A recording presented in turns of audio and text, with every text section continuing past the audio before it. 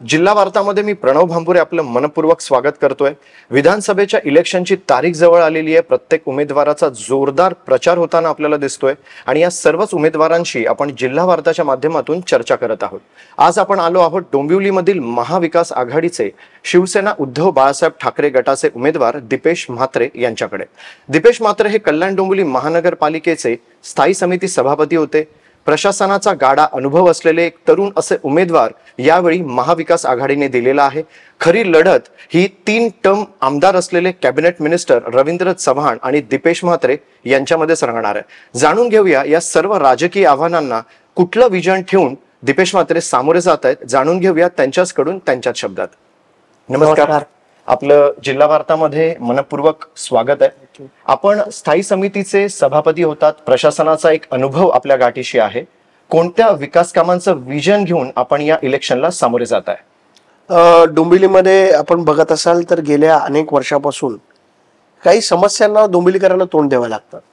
विशेषतः ट्रॅफिकची समस्या असेल, रस्त्यावर पडलेले खड्डे असतील, एक चांगलं हॉस्पिटल डोंबिवलीमध्ये नाही, त्याचबरोबर डोंबिवलीमध्ये पाण्याची मोठी भीषण टंचाई आता काही महिन्यांपासून लोकांना भेडसावते। डोंबिवलीमध्ये विजनलेस असं डेव्हलपमेंट झालं, त्याच्यामुळे ह्या सगळ्या समस्यांना आपल्याला सगळ्यांना तोंड द्यावं लागतंय। माझं विजन असं असणार आहे की डोंबिवलीमध्ये खड्डेमुक्त रस्ते देणे, रुंद रस्ते देणे, लोकांना पार्किंगची व्यवस्था करणे, त्याचबरोबर नागरिकांना बेसिक अम्युनिटीज जे असतात, पाणी असेल, रस्ते असतील, या सगळ्या समस्यांवरती लोकांना जे आज तोंड द्यावं लागतंय, पुढच्या 5 वर्षामध्ये ही कुठलीच समस्या लोकांना भेडसावणार नाही, याच्यासाठी माझा प्रयत्न राहणार आहे। आणि एक विजनरी म्हणजे पुढच्या 25 वर्षाचा विचार करून शहराचा विकास कशा पद्धतीने करतायत। आता तुम्ही डोंबिवलीत बघितलं असेल तर अनेक ठिकाणी कॉन्क्रीट रोडची कामं चालू आहेत। या कॉन्क्रीट रोडच्या कामं करत असताना याच्यात कुठलेच युटिलिटीज केल्या जात नाहीये, म्हणजे गॅस लाईन नाहीये, पाण्याची लाईन नाहीये, तुमच्या इलेक्ट्रिक केबल्स ज्या वरनं गेल्या त्या अंडरग्राऊंड केल्या जात नाहीयेत। हा विकास आपण कोणासाठी करतोय? लोकांना दाखवण्यासाठी करतोय की खरंच शहराची आपल्याला काहीतरी तळमळ आहे म्हणून करतोय? माझा प्रश्न इथल्या राजकारण्यांना आहे की त्यांनी जो विकास केलाय त्याच्यावरती ते स्वतः तरी समाधानी आहेत का? हा मोठा प्रश्न लोकांसमोर आहे। डोंबिवली एक असं शहर आहे ज्याचे 3.5 लाख लोक रोज मुंबईकडे प्रवास करतात। स्टेशनवरती लोकांना गेल्यानंतर अनेक समस्यांना तोंड द्यावं लागतं। ट्रॅफिकची म्हणजे रेल्वेमध्ये अनेक मुलं दररोज पडून मरतात, म्हणजे गेल्या 6 महिन्यामध्ये जवळजवळ 30 मुलं रेल्वेच्या अपघातामध्ये एक्सपायर झाली। ही जी मुलं एक्सपायर होतात ही गर्दीमुळे, रेल्वेचं नियोजन बरोबर नसल्यामुळे आणि रेल्वे लेट झाल्यामुळे ह्या मुलांना या सगळ्या समस्यांना तोंड द्यावं लागतं। महिलांना ट्रॅव्हल करताना खूप त्रास होतो। तर ह्याच्यावर कधी कोण विचार करणार आहे की नाही की डोंबिवलीकरांचा प्रवास कसा सुखकर होईल? 2 तास मुंबईकडे जायला आणि 2 तास रोज यायला, 4 तासाचा जीव घेणा प्रवास करून माझा डोंबिवलीकर रोज मुंबईला जातो, कामावर जातो। त्याच्यासाठी कोणाकडे काय विजन आहे की नाही? याच्यामध्ये तुम्ही 100 गाड्या वाढवल्या तरी गर्दीचं समाधान काही होणार नाही। परंतु डोंबिवलीमध्ये जर IT पार्क आला, IT हब्स आले, बिझनेस पार्क आले, तर अशा माध्यमातून डोंबिवलीच्या आजूबाजूलाच नोकऱ्या जनरेट होतील आणि लोकांना चांगला रोजगार इथे मिळू शकतो। मग लोकांना मुंबईकडे जायची गरज लागणार नाही।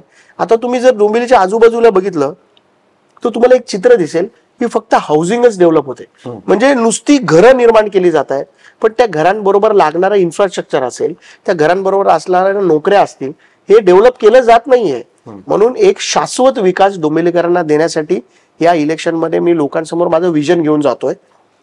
गेल्या 3 टर्म मंत्री, आमदार, राज्यमंत्री हे राहिलेले लोकांनी डोंबिवलीची जी अवस्था केली आहे त्या अवस्थेतनं डोंबिवलीला बाहेर काढण्याचा माझा प्रयत्न असणार आहे। सुशिक्षित आणि सुसंस्कृत असं डोंबिवली शहराला म्हटलं जायचं, पण आज गल्ल्यांची डोंबिवली, वाहतूक कोंडी होते, बऱ्याच ठिकाणी आपल्याला बघायला मिळतंय।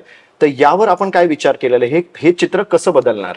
रस्ते रुंदीकरण असेल, बघा डोंबिवलीमध्ये रस्ते रुंदीकरण अनेक वर्षापासून झालेलंच नाही। रस्ते रुंदीकरण केलं पाहिजे।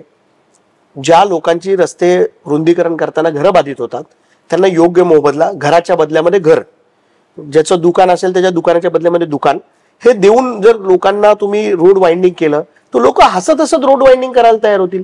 केंद्रात तुमची सत्ता आहे, राज्यात तुमची सत्ता आहे, महापालिकेत तुमचं वचक आहे, पण तरी पण तुम्ही लोकांना कॉम्पन्सेशन न देता रोड वाइंडिंग करू शकत नाही। किती मोठी शोकांतिका आहे। जर रस्ते रुंद केले, डोंबिवलीमध्ये पार्किंग प्लाझा डेव्हलप केले तर लोकांना पार्किंगसाठी समस्येचा जो तोंड द्यावा लागतं. आज डोंबिवलीमध्ये अशी परिस्थिती झाली आहे की तुम्हाला 1 किलोमीटरचा प्रवास करायला अर्धा ते पाऊण तास लागतो. ही कुठली व्यवस्था आहे? अशी व्यवस्था निर्माण जी केली आहे या लोकांनी, त्या व्यवस्थेवरती लोक त्यांना उत्तर देतील असं आम्हाला वाटतं. ओके, आपण जसं आता म्हणालात की अनेक तिन्ही ठिकाणी वचक आहे, सत्ता आहे. आपण स्वतः आधी शिवसेना पक्षामध्ये होतात, आता आपण शिवसेना उद्धव बाळासाहेब ठाकरे या पक्षामध्ये आहात. पूर्वी आपणच म्हणायचात की विकास झालेला आहे, विकास होतोय, विकास झालेला आहे. आता विरोधक खास करून त्यावर आपल्याला टोमणा देखील मारतात की आपण आधी असं म्हणायचं आणि आता असं म्हणतात. तर यावर आपण काय सांगाल? कारण आपणच स्वतःही म्हणाल्या होतात. लोकसभेच्या निवडणुकीपर्यंत मी शिंदे सेनेमध्ये काम करत होतो आणि त्यांचा आरोप आहे की तेव्हा दीपेश म्हणत होता विकास झाला. विकास झालाय ना. विकास कुठला झालाय? MIDCतले रस्ते झाले, ते 143 विधानसभेत येत नाही. पत्री पूल झाला, ते 143 विधानसभेत येत नाही. त्याच्यानंतर अंबरनाथचे रस्ते झाले कॉन्क्रिटीकरण, शिलफाटा रोड झाला कॉन्क्रिटीकरण, मानपाडा रोड झाला. मानपाडा रोड कुठला? जो मानपाडा रोडचं कॉन्क्रिटीकरण झालंय, मी आणि डॉक्टर श्रीकांत शिंदे यांनी मंजूर करून घेतलेला तो रस्ता आहे. या सगळ्या गोष्टी 143 विधानसभेत येत नाही. मी जो विकास सांगितला होता तो या कल्याण लोकसभेतला विकास झाला असं सांगितलं. कल्याण लोकसभेमध्ये सगळ्या शहरांमध्ये विकास झाला. अंबरनाथ असेल, उल्हासनगर असेल, त्याच्यानंतर कल्याण ग्रामीण असेल, कल्याण पूर्व असेल. डोंबिवली का वंचित राहिला विकासापासून? हा माझा प्रश्न आहे. ते सांगतात विकास झाला, विकास झाला असं दीपेश म्हणत होता. मी म्हणत होतो ना, विकास झाला जो ग्रामीण भागामध्ये झाला. फक्त या विकासापासून 143 विधानसभा म्हणजे माझी डोंबिवली या विकासापासून वंचित ठेवली गेली. ना डोंबिवलीत कॉन्क्रीट रस्ते आले, ना डोंबिवलीत कॉन्क्रीटचे रोड्स वाइंडिंग झाले, ना तुम्हाला युटिलिटीज मिळाल्या, ना तुम्हाला चांगलं हॉस्पिटल मिळालं, ना चांगले गार्डन, शाळा, काही मिळालं नाही. पण बाकीच्या शहरांमध्ये जर विकास होऊ शकतो तर या शहराला या विकासापासून कोणी लांब ठेवलं होतं? तर माझा प्रश्न एवढाच आहे, त्यांना माझं उत्तर आहे स्पष्ट की लोकसभेमध्ये कल्याणचा विकास होऊ शकतो तर डोंबिवलीत का विकास होऊ शकत नाही? हा माझा त्यांना प्रश्न आहे. त्यांनी या प्रश्नावर उत्तर द्यावं. मला एक प्रश्न असा विचारायचा आहे की आपण स्वतः आत्ताचे जे मुख्यमंत्री आहेत एकनाथजी शिंदे किंवा जे खासदार आहेत श्रीकांतजी शिंदे यांच्या खूप जवळचे आपण होतात. आज आपण भले पक्षांतर केलं जरी असलं तरी आपण खूप जवळचे होतात, तरी देखील हा विकास जो डोंबिवलीपर्यंत का पोहोचू शकला नाही? मी तुम्हाला एक सांगतो बघा, विकास करताना कलेक्टिव्ह रिस्पॉन्सिबिलिटी याचं असतात. कलेक्टिव्ह रिस्पॉन्सिबिलिटी म्हणजे काय? नुसतं आमदार एकट्याने ठरवलं तर विकास होऊ शकत नाही, नुसतं खासदार एकट्याने ठरवलं तर विकास होऊ शकत नाही. मी तुम्हाला एक विश्वासाने एक गोष्ट सांगतो की डोंबिवलीमध्ये विकास करताना अनेक अडचणी इथल्या दुसऱ्या लोकप्रतिनिधींना आल्या. इथला विकास करताना डोंबिवलीत विकास करताना अनेक अडचणी आणल्या गेल्या जाणून बुजून. म्हणजे त्या रवींद्र चव्हाणांच्या माध्यमातून असतील किंवा भाजपच्या कार्यकर्त्यांच्या माध्यमातून असतील, नगरसेवकांच्या माध्यमातून असतील. रोड वाइंडिंगला त्यांचा नेहमीच विरोध राहिलेला आहे.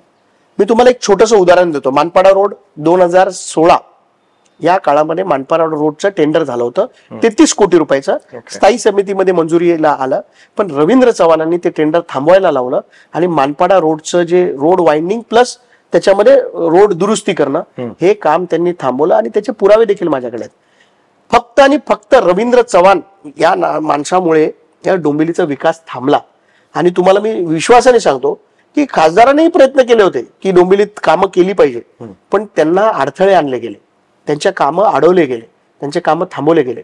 आणि ते नेहमी सांगतात 450 कोटी रुपये आम्ही मंजूर केले होते, ते महाविकास आघाडीचे सरकार आल्यानंतर थांबवले. या प्रश्नाचं एक सोपं आणि सरळ उत्तर आहे. त्यांनी सांगितलं त्याची प्रशासकीय मान्यता झाली होती, सगळं झालं होतं. लोकांना वाटतं की अरे प्रशासकीय मान्यता, तुम्ही सगळे जाणकार आहात. त्या प्रशासकीय मान्यता झाल्यानंतर त्याचं टेंडर व्हावं लागतं. टेंडर झाल्यानंतर त्याची वर्क ऑर्डर व्हायला लागते. जर वर्क ऑर्डर झाली तर कुठलंच काम कॅन्सल करता येत नाही.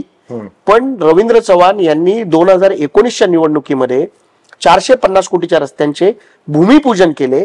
त्यांच्याकडे कुठलीही वर्क ऑर्डर हातात नव्हती. वर्क ऑर्डर हातात नसताना तुम्ही भूमिपूजन केले कुठल्या बेसवर? मग तुम्ही ते वर्क ऑर्डर नसताना बेसवर केले आणि नंतर सांगता महाविकास आघाडीने आमची कामं थांबवली. म्हणजे तुम्ही प्रोसिजर पूर्णच केली नव्हती आणि नंतर तुम्ही सांगतो अरे आमचे 450 कोटीचे, हे निव्वळ खोटं लोकांना फसवण्यासाठी केलेलं वक्तव्य आहे. मी तर त्यांना चॅलेंज करेन की त्यांनी माझ्या समोर यावे आणि पुरावे दाखवावे. टेंडर झालेले नव्हते, वर्क ऑर्डर झालेल्या नव्हत्या, फक्त प्रशासकीय मान्यता मिळालेली होती. पण ती प्रशासकीय मान्यता फक्त कागदावर असते, तुम्हाला त्याच्यासाठी निधी लागतो, त्याच्यानंतर टेंडर व्हावं लागतं, वर्क ऑर्डर मिळायला लागते, ते डॉक्युमेंट्स त्यांनी दाखवावं ना.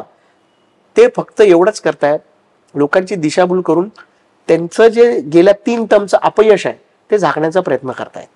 आपल्यावर अजून एक आरोप होतोय की आपण जेव्हा महायुतीमध्ये होतात आपल्याला तिकीट मिळालं नाही म्हणून आपण महाविकास आघाडीमध्ये आलात, किंवा शिंदे साहेबांची साथ सोडून तुम्ही उद्धव साहेबांकडे आलात, असा तुमच्यावर आरोप होतोय. काय सांगाल? 2 प्रश्न तुमचे घेतो. ह्याच्यात तुम्ही सांगितलं की तुम्ही शिंदे साहेबांच्या खूप जवळ होतात, खासदारांच्या खूप जवळ होतात. श्रीकांत शिंदे आमच्या मतदारसंघातले खासदार आहेत. शिंदे साहेब आमचे गेले 20 वर्ष आमचे जिल्हा प्रमुख राहिले, त्यांच्याशी आमची जवळीक असणं साहजिक आहे. परंतु जेव्हा पक्षाची भूमिका येते तेव्हा नेहमीच आम्ही उद्धव साहेबांच्या बरोबर, पक्षाच्या बरोबर राहिलो. परंतु आता तुम्ही जो विचारलेला प्रश्न आहे की अनेक वेळा माझ्यावरती आरोप केले जातात, परंतु या आरोपांना मी तसं जास्ती महत्त्व देत नाही. कारण आपण जे काम करत असतो, आपण जेव्हा चांगलं शहराच्या विकासात्मक काम करत असतो तर आपल्यावर आरोप होणार. जे कामच नाही करत त्यांच्यावर कोण आरोप करत नाही. बरोबर. म्हणून मी फक्त एकच गोष्ट ठरवली आहे की आपण शहरासाठी विकासात्मक काम करावं. आणि मला तिकीट मिळालं नाही म्हणून मी कुठेतरी प्रवेश केला, याच्यापेक्षा महायुतीमध्ये ही जागा भाजपला जाणार हे तर मला साहजिक माहितीच होतं. तर माझं एवढंच म्हणणं आहे की डोंबिवलीकरांच्या आग्रहासाठी ही लढाई माझी नाही, ही लढाई मी माझी मानत नाही, ही लढाई डोंबिवलीकरांची आहे. डोंबिवलीकरांची लढाई लढण्यासाठी आणि उद्धव साहेबांचं स्वप्न पूर्ण करण्यासाठी मी प्रवेश घेतला आणि उद्धव साहेबांनी मला जबाबदारी दिली आहे आणि ती जबाबदारी मी आज पार पाडतोय. ओके. एक प्रश्न थोडासा खासगी असा विचारेन, एकनाथजी शिंदे का उद्धवजी ठाकरे, काय तुमच्या मनात किंवा डोक्यात, काय सांगाल? उद्धवजी ठाकरे. उद्धव ठाकरे एक कुशल प्रशासक आहेत, इलेक्टिव्ह मेरिट आणि एकदम सिंपल सोबर माणूस आहे. शिंदे साहेब ही एक कार्यकर्ता म्हणून एक चांगला कार्यकर्ता आहे. परंतु जेव्हा चूज करण्याची वेळ येते तेव्हा मी नक्कीच उद्धव ठाकरे साहेबांना चूज करेन. कारण त्यांनी जे कोविड काळामध्ये जे काम उद्धव साहेबांनी केलं होतं, बघा उद्धव साहेबांना प्रशासकीय कुठलाही अनुभव नव्हता. एखादा माणूस ज्याला प्रशासकीय कामाचा कुठलाही अनुभव नाही, देशात, राज्यात आणि जगावर जे संकट आलेलं होतं त्या संकटामध्ये देखील त्यांनी कुशल कामगिरी करून दाखवली. त्याची दखल WHO, वर्ल्डच्या अनेक ऑर्गनायझेशनने घेतली. अशा माणसाला आपण परत महाराष्ट्राचा मुख्यमंत्री बनवावं ही माझी खरंच इच्छा आहे. सध्याचे जे विद्यमान आमदार अर्थात cabinet minister Ravindraji Chavan 3 term हे आमदार आहेत, कॅबिनेट मिनिस्टर देखील आहेत. त्यांच्या समोर तुम्ही महानगरपालिकेचा अनुभव असलेले असे नवीन कॅन्डिडेट, फर्स्ट टाइम आमदारकी लढवणारे, कसं आहे चॅलेंज आणि कोणता विचार करून तुम्ही सामना करताय? चॅलेंज तर प्रत्येक विधानसभा निवडणुकीमध्ये असतं. हे चॅलेंज मी एक्सेप्ट केलं. हे चॅलेंज मी फक्त डोंबिवलीकरांसाठी एक्सेप्ट केलंय. मला माहिती आहे ही लढाई खूप मोठी आहे आणि ही जिंकायसाठी आम्ही लढतोय. या लढाईमध्ये जो काही विजय होणार आहे तो माझा नसून या डोंबिवलीकरांचा असणार आहे.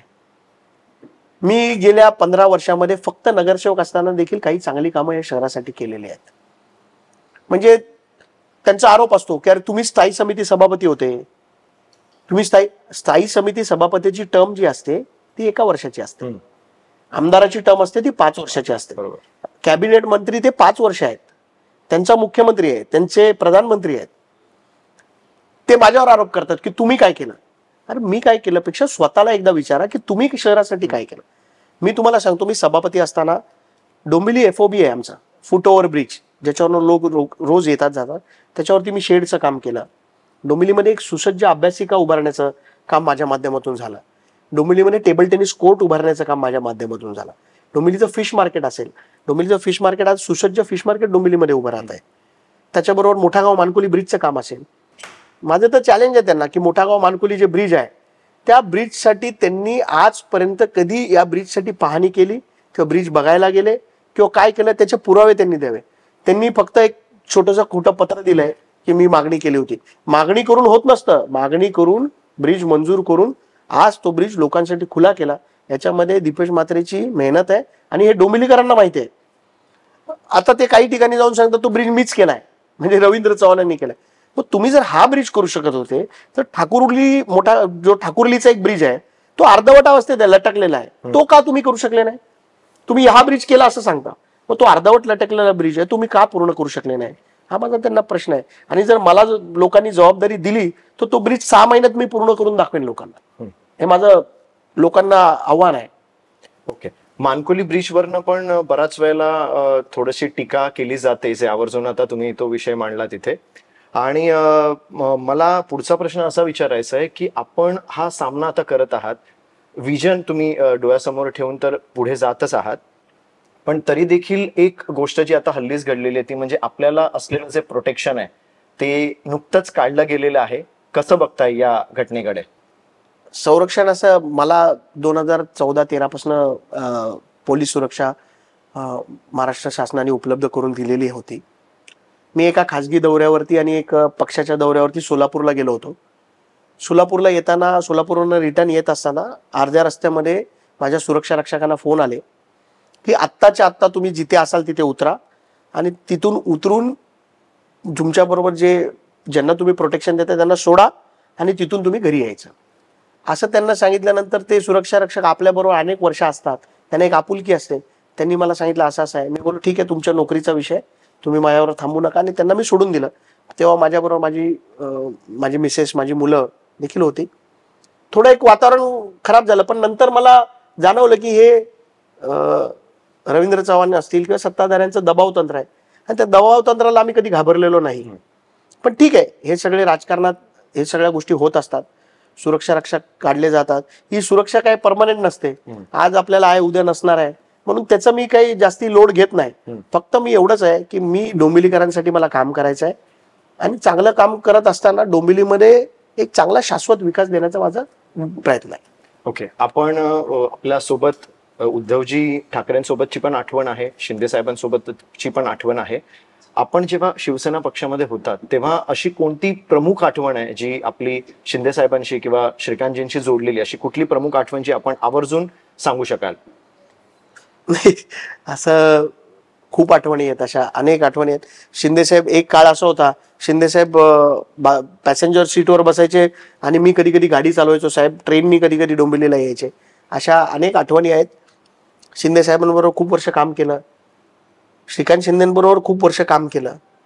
अनेक वेळा आमचे तात्विक वादी होतात, पण विकासाच्या दृष्टीने काम करत असताना आम्ही एकाच पक्षात काम करत होतो ना. शिंदे साहेब असतील, श्रीकांत शिंदे असतील, हे सगळे एकाच पक्षात आम्ही काम करतो आणि एकाच शीर्ष नेत्यासाठी आम्ही काम करत होतो. तर या काम करत असताना आम्ही चांगली विकासाची कामं केली डोंबिवलीमध्ये, कल्याणमध्ये आणि लोकसभेमध्ये. मी युवासेनेच्या माध्यमातून देखील महाराष्ट्रभरामध्ये काम करायची मला संधी मिळाली. मी चांगलं काम करू शकलो, पक्ष संघटना चांगली बांधली होती. आज फक्त एवढंच वाईट वाटतं की जे झालं, सत्तांतर जे झालं ते योग्य नाही झालं, ते नसतं झालं तर आज शिवसेना महाराष्ट्रातला सगळ्यात मोठा पक्ष असतो असं मला वाटतं. आणि एखादी खंत की आपलाच मुख्यमंत्री असून देखील माझं काम किंवा नागरिकांचं काम होऊ शकलेलं नाही, आपलाच मुख्यमंत्री असून देखील, अशी कुठली खंत आहे जी आठवते? नागरिकांचं काम म्हणण्यापेक्षा डोंबिवलीकरांचं काम झालेलं नाही. मुख्यमंत्री असतील, श्रीकांत शिंदे असतील, यांनी अनेक प्रयत्न केले की डोंबिवलीमध्ये विकास व्हावा, परंतु त्यांना खूप अडथळे आले, त्यांना खूप प्रयत्न करावे लागले. डोंबिवलीमध्ये विकासाला एक्सेप्टच केलं गेलं नाही आणि डोंबिवलीकरांना गृहीत धरलं गेलं. खंत एवढीच वाटते की जेव्हा डोंबिवलीकरांवरती वेळ होती तेव्हा रवींद्र चव्हाण असतील, हे कोविडच्या काळामध्ये, कोविडचा काळ होता तेव्हा, कोविडच्या काळामध्ये 2 वर्ष ते इथे नव्हते, ते त्यांच्या गावी होते. आणि डोंबिवलीकरांना असं वाटतं की आपला नेता आपल्या संकट काळामध्ये आपल्या बरोबर असला पाहिजे, परंतु ते 2 वर्ष गावी होते. गावी असून सुद्धा त्यांनी डोंबिवलीकरांना कधी विचारपूस केली नाही की यार डोंबिवलीकरांना माझी आज गरज आहे. आणि आम्ही इथे लोकांचं रात्रंदिवस काम करत होतो. ती एक खंत वाटते की भले ते विरोधी पक्षात असतील, आज माझे प्रतिस्पर्धी असतील, पण जेव्हा तुमच्या लोकांना तुमची गरज असते तेव्हा तुम्ही लोकांच्या पाठी ठामपणे उभं राहायला पाहिजे. ही खंत माझ्या मनात खूप आहे. आपण निवडून आल्यानंतर, कारण आपण स्ट्रॉंग कॉम्पिटिशन सध्याचे आमदार आणि मंत्री यांना तुम्ही देत आहातच, कारण खरी लढत ही तुम्हा दोघांमध्येच आम्हा सर्वांना किंवा नागरिकांना दिसतेच आहे. निवडून आल्यानंतरचं जे प्रमुख काम आहे, ज्यासाठी जर तुम्ही म्हणताय की काही विकास कामं रखडलेली आहेत, डोंबिवलीकरांना ज्या गोष्टीची गरज आहे त्या गोष्टी सत्तेत असून देखील मिळालेल्या नाही, जे तुम्ही आल्यानंतर महाविकास आघाडी आल्यानंतर तुम्ही करू इच्छितात, तर प्रमुख विजन, प्रमुख काम आहे ज्यावर तुमचं तातडीने लक्ष जाणार आहे किंवा तुम्ही करणार आहात, ते काम कोणतं आहे? सर्वात पहिलं जे काम मी करणार आहे ते डोंबिवलीमधल्या रेल्वेच्या ज्या डोंबिवलीच्या फेऱ्या आहेत, डोंबिवली स्पेशल लोकल्स आहेत, त्या वाढवण्याचं काम मला करायचं आहे. जे डोंबिवलीच्या लोकलचे प्रॉब्लेम्स आहेत, म्हणजे जे आज ट्रेन लेट येत आहेत, स्टेशनवर लोकांना व्यवस्था नाहीये, गर्दीची समस्या आहे, पहिले डोंबिवलीच्या लोकल्स कशा वाढवता येतील, त्याच्याबरोबर ट्रान्स हार्बर लिंकचं पुढे काय झालं, ह्या 2-3 मुद्द्यांवरती मला पहिल्यांदा काम करायचं आहे. दुसरं, डोंबिवलीमध्ये पाण्याची समस्या मोठ्या प्रमाणात आहे.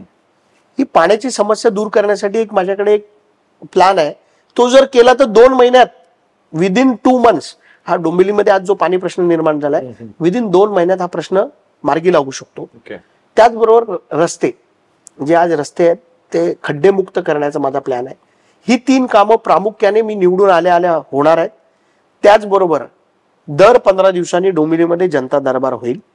या जनता दरबारमध्ये मी स्वतः असेल, प्रशासकीय अधिकारी असतील, महापालिकेचे अधिकारी असतील, शासनाचे अधिकारी असतील, आणि दर 15 दिवसामध्ये डोंबिवलीमध्ये जनता दरबार. लोकांना आपला लोकप्रतिनिधी शोधावा लागणार नाही. दर 15 दिवसांनी त्यांचा लोकप्रतिनिधी त्यांना त्यांच्या कामासाठी डोंबिवलीमध्ये भेटेल, याचे आश्वासन आणि शाश्वती मी डोंबिवलीकरांना देतो. नक्कीच आपल्याला शुभेच्छा आहेच. आणि माझा एक शेवटचा प्रश्न असा आहे की आपण जिल्हा वार्ताच्या माध्यमातून आपल्या प्रेक्षकांना, तुमच्या मतदारांना, कारण तुम्ही एक 3 टर्म गाजवलेले विद्यमान मंत्री, त्यांच्या विरोधात तुम्ही स्ट्रॉंग उभे आहात, एक त्यांना जोरदार कॉम्पिटिशन तुम्ही देत आहात, तर जिल्हा वार्ताच्या प्रेक्षकांना, तुमच्या मतदारांना तुम्ही आपल्या माध्यमातून काय आवाहन कराल? डोंबिवलीच्या मतदारांना मी एवढंच सांगतो की डोंबिवली हा असा मतदारसंघ आहे ज्या मतदारसंघाने आजपर्यंत 4थी टर्म कुठल्याच उमेदवाराला दिलेली नाही. आपण जर इतिहास चेक केला त्या इतिहासामध्ये आपल्याला कळेल की 4थी टर्म कुठल्याच उमेदवाराला त्यांनी दिलेली नाही. मला एवढंच आवाहन करायचं आहे डोंबिवलीकरांना की आपण डोंबिवलीच्या शाश्वत विकासासाठी कुठल्याही बाकीच्या गोष्टींवर लक्ष न देता, जेव्हा तुमच्याकडे तुमचे उमेदवार येतील त्यांना विकासाबद्दल प्रश्न विचारा. कारण आपले खड्डे बुजवायला काही इथे मोदीजी किंवा देवेंद्र फडणवीस साहेब नाही येणार आहेत. तुमचा लोकल लीडर जो असतो तोच तुमचे खड्डे बुजवणार आहे रस्त्यावरचे. तर आपले खड्डे बुजवण्यासाठी आपला लोकल लीडरच आपल्याला हवा आहे. आपले कामं करण्यासाठी आपल्याला लोकल लीडर हवा असतो. या वेळेला तुम्ही लीडरशिप कोण करताय त्याच्यापेक्षा आमचं काम कोण करताय हे तुम्ही बघा, आणि या वेळेला योग्य उमेदवार निवडा, ज्याच्यावर क्रिमिनल रेकॉर्ड नसेल, एज्युकेटेड असेल, त्याला शहराबद्दल तळमळ असेल, आणि मुख्यतः शहरात राहणारा उमेदवार निवडा.